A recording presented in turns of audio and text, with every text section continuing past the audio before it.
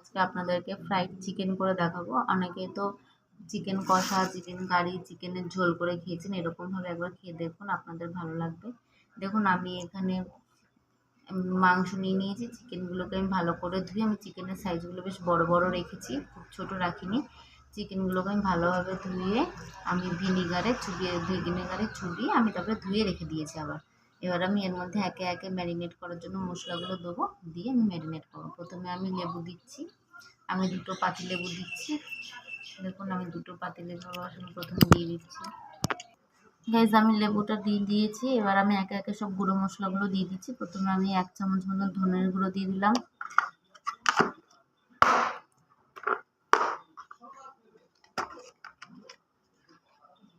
1 চামচ মতন জিরের গুঁড়ো দিয়ে দিচ্ছি, 1/2 চামচ মতন হলুদের গুঁড়ো দিচ্ছি,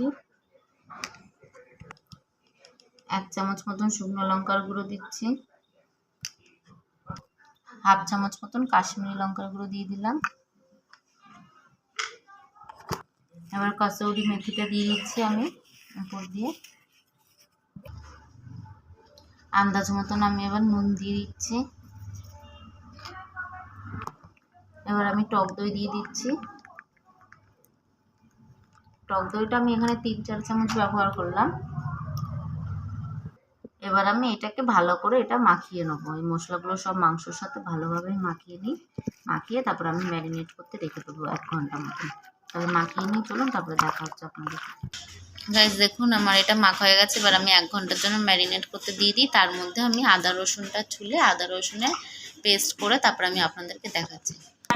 আর গাইজ আমি এখানে টক দইটা 100 গ্রাম মতন ব্যবহার করেছি। যেহেতু আমরা একটু টকটা ভালোবাসি, জন্য একটু টক করার জন্য 100 গ্রাম দই ব্যবহার করেছি। আপনারা চাইলে অল্পও দিতে পারতেন, যে যেরকম খাবেন সে সেরকম দই দেবেন। দেখুন গাইজ আমি 1 ঘন্টা মতন এটা ম্যারিনেশনে রেখে দিয়েছিলাম। এবার আমি এর মধ্যে আদা রসুন পেস্টটা দিয়ে দেবো। আমি আদা রসুনের পেস্ট দিয়ে দিচ্ছি। আর এরপর আমি একটু চাট মশলা দিয়ে দেবো। দিয়ে এবার আমি এটাকে আবার ভালোভাবে মেখে এবার কড়াইতে ভেজে নেব।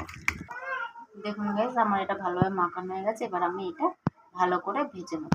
আমি এখানে ভাজার জন্য কড়াই বসিয়ে দিয়েছি। কড়াইটা গরম হয়ে গেলে আমি তেল দিয়ে দেবো। আমার কড়াইটা গরম হয়ে গেছে। এবার আমি তেল দিয়ে দিচ্ছি। দেখুন গাইজ আমার তেলটা গরম হয়ে গেছে। এবার আমি একে একে মাংসগুলো দিয়ে আমি মাংসগুলো কিন্তু ভালোভাবে ফ্রাই করব। গ্যাসের ফ্লেমটা লো রেখে আমি মিডিয়াম রেখে আমি এটাকে ফ্রাই করব। কেন হাই রেখে দিলে তাহলে মাংসের উপরটা পুরো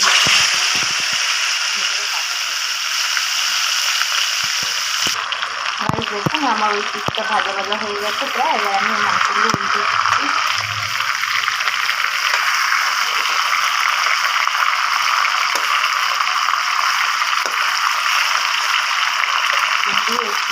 একটু ভালোভাবে ভাজা হয়ে গেলে তারপর আমি এটা নামিয়ে নেব। দেখুন আমার মাংসের পিসগুলো কিন্তু এপিট আমি পিসগুলো ভালোভাবে ঢাকা দিয়ে মিডিয়াম আঁচ করে আমি ভেজেছিলাম, যাতে আমার ভালোভাবে সিদ্ধ হয় মাংসটা। এবার আমি এটা তুলে নেবো। আমার ভাজা হয়ে গেছে। এবার আমি এটা তুলে নেব। এবার আমি আবার দিয়ে দিচ্ছি, দিয়ে আবার আমি ভেজে নিচ্ছি। আর এটা আমি নামিয়ে নিয়েছি। আমার এগুলো সব ভালো করে আমি ভেজে নিয়েছি, এপিট ওপিট ভালোভাবে ডিপ ফ্রাই করে ভেজেছি। আপনারা এরকমভাবে একবার বানিয়ে খেয়ে দেখুন, অনেক টেস্টি হবে, খেতে খুব ভালো লাগবে। এটা মুখরোচক একটা খাবার। আর আমার ভিডিওটা যদি ভালো লেগে থাকে তাহলে অবশ্যই লাইক, কমেন্ট, শেয়ার আর সাবস্ক্রাইব করে দেবেন।